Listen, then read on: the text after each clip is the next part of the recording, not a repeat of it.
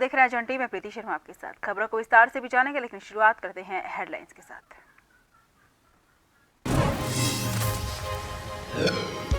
PM Modi के 12 अक्टूबर को पिथौरागढ़ दौरे की तैयारियां तेज। सुरक्षा में तैनात रहेंगे 1200 जवान। आगमन के समय सड़क पर वाहनों की आवाजाही रहेगी बंद।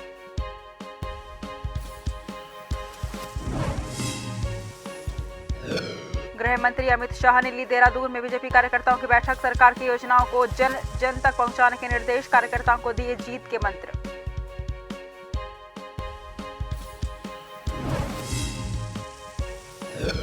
काशीपुर पुलिस को बड़ी सफलता। बाइक के साथ 17 जुआरियों को किया अरेस्ट। 7,52,000 रुपए बरामद। 15 मोबाइल भी किए जब्त।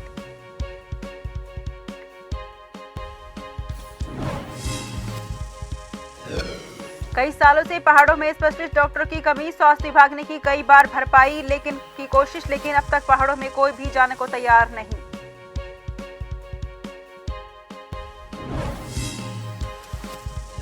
भ्रष्टाचार के आरोपों के बीच आरटीओ ने तोड़ी चुप्पी। आरोपों को बताया निराधार। कहा चेक पोस्ट के निर्माण का फैसला तत्कालीन परिवहन मंत्री का था। सचिव से भी ली गई थी अनुमति। प्रधानमंत्री नरेंद्र मोदी के 12 अक्टूबर को पिथौरागढ़ प्रस्तावित दौरे के दौरान स्पोर्ट्स स्टेडियम में होने वाली जनसभा के दौरान सुरक्षा के लिए 1200 पुलिस जवान तैनात रहेंगे। वीवीआईपी के आगमन के समय निर्धारित सड़क मार्ग पर वाहनों की आवाजाही प्रतिबंधित रहेगी। पुलिस कार्यक्रम स्थल और उसके आसपास के मकानों में किराएदारों बाहरी व्यक्तियों का सत्यापन कर रही है। बता दें कि बाहरी क्षेत्रों से आने वाले वाहनों को जीआईसी में पार्क किया जाएगा। बाहर के जनपदों से आने वाले वाहन सिलथाम, घंटाकरण, नगरपालिका अपटेक, तिराहा होते हुए जीआईसी जाएंगे। स्थानीय वाहन देव सिंह मैदान में पार्क होंगे। यहां से लोग पैदल कार्यक्रम स्थल तक जाएंगे। गुप्ता तिराहा और विजडम तिराहे के पास वाहनों को नहीं आने दिया जाएगा। 4 घंटे के लिए ये व्यवस्था को रोका भी जाएगा।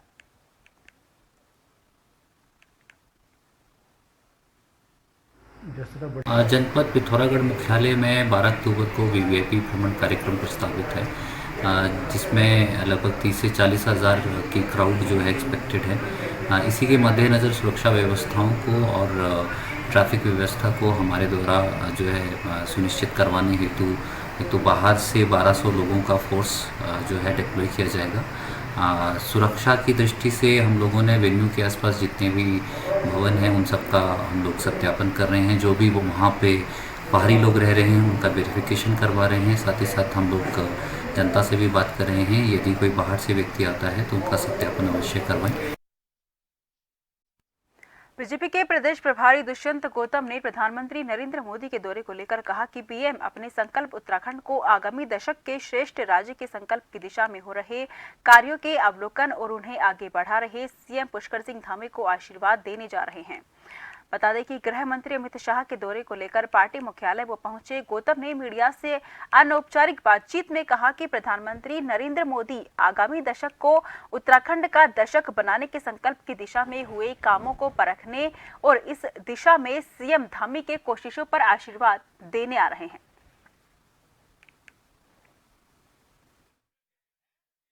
उनके भाव रहते हैं, मंदिरों में आशीर्वाद लेना जाना उसी दृष्टि से आ रहे हैं वो।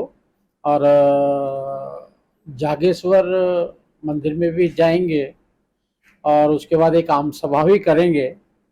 और मुझे लगता है कि वो देखने आ रहे हैं जो उनका संकल्प था कि आने वाला दशक उत्तराखंड का होगा, और उस दृष्टि से हमारे मुख्यमंत्री जी काम भी कर रहे हैं और उसको और आशीर्वाद देने के लिए वो उत्तराखंड के लिए आएंगे। गृह मंत्री अमित शाह ने अपने उत्तराखंड दौरे पर कई कार्यक्रमों में भाग लिया। इसी क्रम में गृह मंत्री ने बीजेपी पार्टी कार्यालय में अपने कार्यकर्ताओं के साथ भी बैठक की। इस बैठक में उन्होंने कार्यकर्ताओं को निर्देश दिया कि वो सरकार की योजनाओं को जन जन तक पहुंचाएं। वहीं गृह मंत्री के इस दौरे को लेकर बीजेपी के कार्यकर्ताओं में काफी उत्साह भी दिखा। बीजेपी के प्रदेश प्रवक्ता विनोद सुथाल ने कहा कि गृह मंत्री अमित शाह ने कार्यकर्ताओं को कई टिप्स दिए हैं, जिससे कार्यकर्ताओं में एक अलग ही तरह का उत्साह है और आने वाले लोकसभा चुनाव के लिए पार्टी के कार्यकर्ता पूरी तरह से तैयार हैं।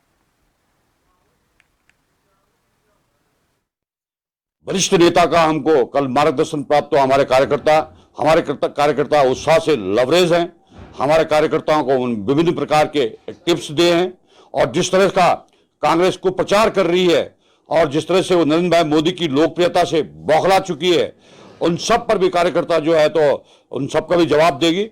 और जो भारतीय जनता पार्टी ने आम समाज के लिए, गरीब कल्याण के लिए जो योजनाएं चलाई हैं, उनको गांव-गांव, घर-घर कर ले जाने के लिए कार्यकर्ताओं ने कमर कसी है।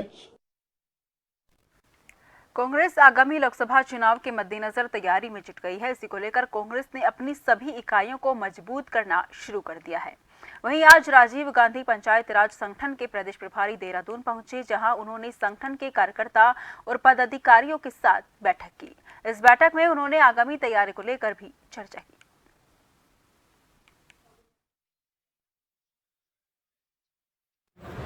उत्तराखंड के अंदर लंबे समय से जो हर डिस्ट्रिक्ट के अंदर जो हमारे संगठन की इकाइयां बन चुकी हैं, उन साथियों के साथ मुलाकात करना, जहां जहां पे संगठन अभी नहीं बना है उस संगठन का निर्माण करना, चाहे वो राज्य स्तर पे है चाहे जिला स्तर पे है, और उसको नीचे तक हमारे ब्लॉक और ग्राम स्तर के ऊपर, ग्राम पंचायत स्तर के ऊपर संगठन को लेके जाना, ये हमारा उद्देश्य है।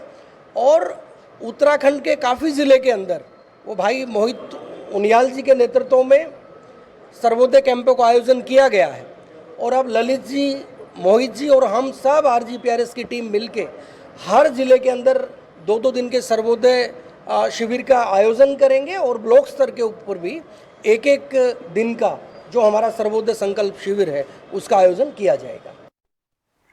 न्याय यात्रा और महिला स्वाभिमान सम्मेलन को लेकर महिला कांग्रेस की प्रदेश अध्यक्ष ज्योति रौतेला उत्तरकाशी पहुंची। उत्तरकाशी में महिला कांग्रेस की जिला अध्यक्ष अंजनी उनियाल के नेतृत्व में कांग्रेस कार्यकर्ताओं ने पार्टी कार्यालय गांधी वाचनालय उत्तरकाशी में भव्य स्वागत किया।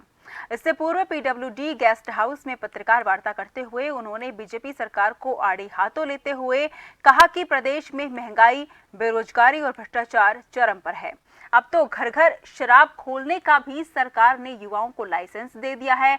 कहा है कि महिला कांग्रेस प्रदेश जिला विधानसभा क्षेत्र में महिला स्वाभिमान सम्मेलन में ये संदेश देगी। उन्होंने कार्यकर्ताओं को लोकसभा चुनाव की तैयारियों में जुटने का भी आह्वान किया। उत्तराखंड के हर नागरिक का, महिला का, युवाओं का ऐसा सपना था कि अपना उत्तराखंड की इनकी डबल इंजन सरकार बनी है। अब शायद यहाँ पर महंगाई पे अंकुश लगेगा, बेरोजगारों को रोजगार मिलेगा, भ्रष्टाचार कम होगा। लेकिन आज आप देख रहे हैं स्थिति की महंगाई चरम। खबरों का सिलसिला जारी रहेगा। फिलहाल लेते छोटा सा ब्रेक।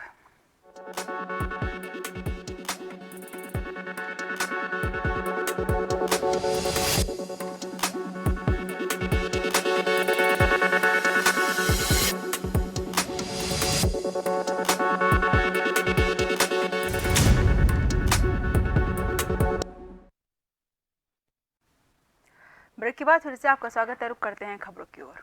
पिछले कुछ दिनों से एक आरटीआई एक्टिविस्ट विजयवर्धन डंडियाल द्वारा आरटीओ देहरादून पर लगातार भ्रष्टाचार के आरोप लगाए जा रहे थे, जिसको लेकर आरटीओ सुनील शर्मा ने सभी आरोपों को निराधार बताते हुए खारिज कर दिया है।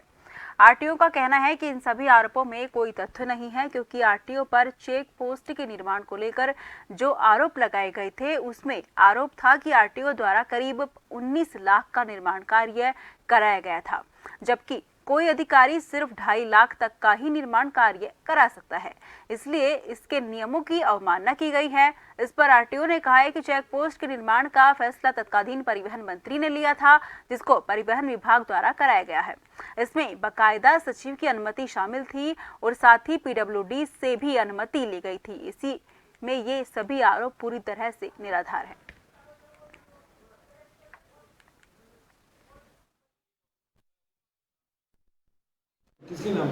जो काम शासन के स्तर से होता है, जिसमें सचिव साहब की अनुमति होती है, जो सचिव साहब की साइन से होता है, उसकी जो उसका 25 लाख से ऊपर की लिमिट है, उसी लिमिट के अंतर्गत इस काम को शासन के आदेश के अनुसार कराया गया है।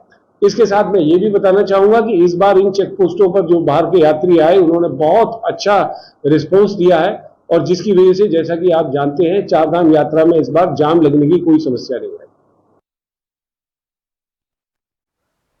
काशीपुर पुलिस ने नगर क्षेत्र के पुष्पक विहार कॉलोनी स्थित एक बड़े गोदाम में कार्रवाई की है। इस दौरान हुए जुए एक बड़े गैंग को दबोचा है। बता दें कि पुलिस ने 17 जुआरियों को अरेस्ट किया है। गिरफ्तार जुआरियों के पास से पुलिस को 7,52,000 रुपए बरामद किए हैं। साथ ही लगभग 17 बाइक्स और 15 मोबाइल समेत जुआ के कई साजो सामान को भी पुलिस ने बरामद किया है। इस चीज़ को हमने काफ़ी गंभीरता से लिया कि बाहर के लोग आकर के इस तरीके की अराजक माहौल बनाने के और अपराध और इस तरीके से जुआ या कसिनो संचालित है। इसी में कल हमारी क्षेत्राधिकारी काशीपुर के नेतृत्व में सुश्री वंदना वर्मा के नेतृत्व में हमने 3 थानों की एक टीम बनाई, जिसमें काशीपुर, कुंडा और जयपुर ये तीनों थाना प्रभारी और इनकी पूरी टीम थी। और पहले हमने जो सूचना हमें मिली थी उसको हमने वेरीफाई करा। उत्तराखंड राज्य आंदोलनकारी मंच के द्वारा रविवार को देहरादून में गांधी पार्क में युवाओं को जागरूक करने के लिए परिचय बांटे गए। बता दें कि उत्तराखंड में भू कानून मूल निवास 1950 और आर्टिकल 371 लागू होने की बात कही है। उन्होंने प्रदेश की जनता को उत्तराखंड में भू कानून होने के फायदे गिनाए हैं। उत्तराखंड राज्य आंदोलनकारी मंच के प्रदेश प्रवक्ता ने कहा कि भू कानून लागू करने की मांग को लेकर कहा कि प्रदेश की जनता को एकजुट होने की बहुत जरूरत है। साथ ही उन्होंने कहा कि लंबे समय से भू कानून लागू करने की मांग की जा रही है। ऐसे में प्रदेश सरकार को भी भू कानून लागू कर देना चाहिए ताकि उत्तराखंड आने वाला भविष्य उज्जवल हो सके।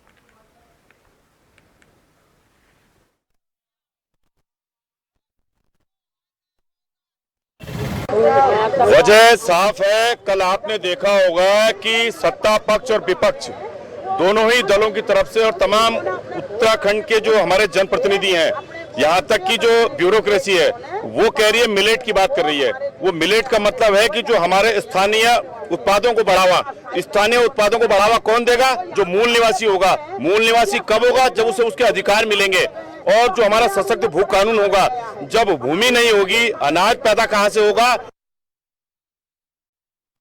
नगला बचाओ अभियान के तहत पंतनगर के नगला में विशाल धरना प्रदर्शन हुआ, जिसमें सैकड़ों की संख्या में क्षेत्रवासियों और किच्छा के पूर्व विधायक राजेश शुक्ला ने शिरकत की।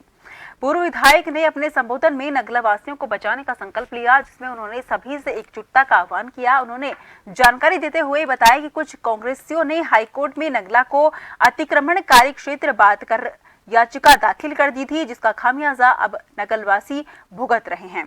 उन्होंने कहा कि वन विभाग, लोक निर्माण विभाग और पंतनगर यूनिवर्सिटी द्वारा नगला क्षेत्र को अतिक्रमणकारी घोषित करते हुए उन्हें कब्जा हटाने के नोटिस थमा चुका है, जिसकी वजह से नगला वासियों में भय का माहौल है।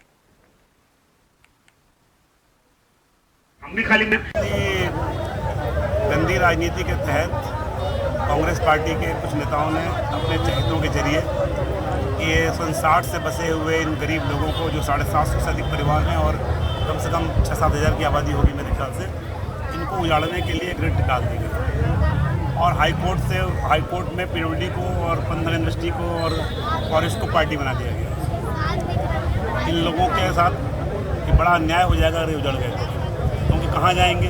इनके पास पूरे देश में कहीं कोई संपत्ति नहीं है, घर नहीं है। फिलहाल के लिए मुझे दीजिए इजाजत। देश भर की तमाम खबरों के लिए लगातार देखते रहिए जन टीवी, क्योंकि हम हैं जन जन की आवाज़।